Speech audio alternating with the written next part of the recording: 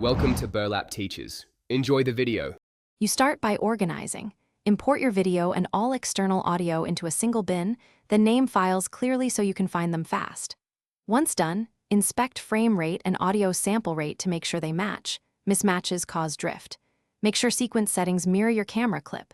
Enable waveform display so you can see peaks. Finally, stack your camera clip and the external track on separate timeline tracks, aligned roughly at the start. We'll refine from here. You'll attempt automatic methods first.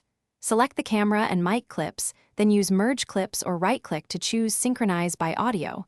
This often matches waveforms instantly. If it doesn't, zoom tightly into the timeline and locate a clear transient, like a clap or slate. Place markers on both waveforms.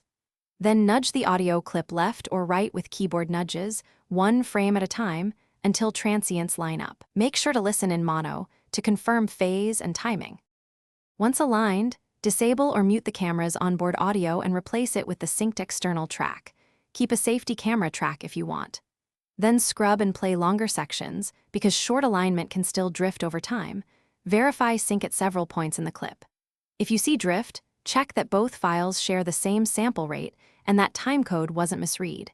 If needed, apply a tiny speed change to the audio or re-import at correct rates. Troubleshooting tip: if time